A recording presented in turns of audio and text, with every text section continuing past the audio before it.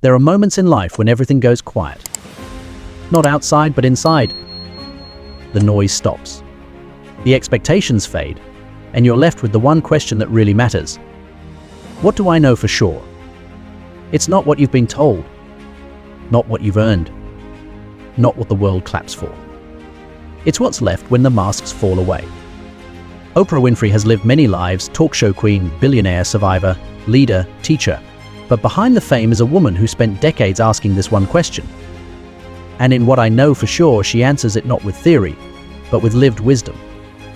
Not with noise, but with clarity. These aren't commandments or lectures. They're personal reflections, gentle truths, real stories. And today, we'll walk through them together. Not just to listen to Oprah's voice, but to hear your own more clearly. Chapter 1. Joy lives in the smallest moments.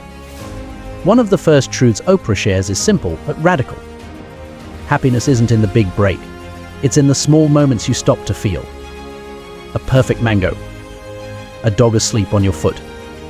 Laughter that shakes your belly. The quiet when you finally exhale. We chase joy like a destination, thinking it lives in the future. But Oprah reminds us it's here, right now, in the ordinary. She says, you have to be still enough to hear it and bold enough to claim it. Joy isn't found. It's noticed. Chapter 2. You are enough right now. Oprah spent years trying to prove her worth. She worked harder, smiled wider, succeeded more. But beneath the applause, there was a whisper, I'm still not enough. Until one day, she stopped chasing approval and started coming home to herself. She realized, you don't earn your worth, you remember it. Not when you win, not when you impress, but when you stand still and know, I am. Every person you admire, Oprah says, they're not more valuable than you. They've just stopped pretending they're not. Chapter 3. Failure is a detour, not a dead end. Failure doesn't feel like a gift, especially when you're in it. But Oprah believes failure is the universe pushing you onto the path you were meant to walk. She shares stories of rejection, heartbreak, disappointment. Moments when it all fell apart. But looking back, every no was a redirection. Every ending was a beginning. She says, there are no mistakes, only lessons. And the sooner you ask, what is this here to teach me? The faster you move from pain to purpose. Failure doesn't define you. It refines you. Chapter 4. Fill your own cup first. So many of us are taught to serve, to give, to pour into others. But Oprah says, you can't give what you don't have. If your well is dry, your love is thin. If your spirit is starved, your kindness is forced. If you never rest, your generosity turns bitter. She learned after years of burnout that self-care isn't selfish. It's sacred. Fill your own cup. Feed your own soul. So when you give, it's not a sacrifice, it's an overflow. Chapter 5. Gratitude changes everything. No matter what she's faced, Oprah says she always comes back to this. Gratitude is the anchor. She once kept a gratitude journal and listed 5 things every day, no matter how small. Over time, her life didn't just look different, it felt different. She learned. You don't wait for peace to feel grateful. You feel grateful and peace follows. The act of noticing what's good trains your brain to look for beauty, even in the dark. Because no matter how heavy life feels, there's always something shining. Chapter 6. Know when to let go. We carry so much we were never meant to hold. Old pain, old roles, people who no longer love us, stories that no longer fit. Oprah says, you can't receive the new while clinging to the old. Letting go is not weakness. It's wisdom. It's saying, I deserve peace more than I deserve to be right. I choose growth over comfort. I trust life enough to release what no longer serves me. What you release makes space for what's next. Chapter 7. Listen to the whisper. Oprah calls it the whisper. That quiet voice inside, the nudge, the knowing. You feel it when something's off. When you're forcing. When you're shrinking. When you're out of alignment.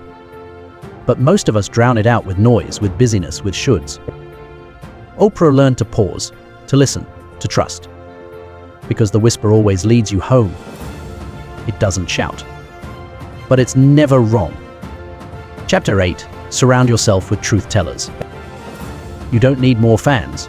You need more truth tellers. People who love you enough to be honest. Who mirror back your brilliance and your blind spots. Who don't just cheer you on, but call you out. Oprah says your circle should reflect your values, not your ego. The right people challenge you, stretch you, keep you grounded in who you really are. Because greatness doesn't grow in echo chambers. It grows in truth. Chapter 9. Rise up, even when it's hard. Oprah has known pain, abuse, racism, rejection, grief. But she didn't let those moments define her.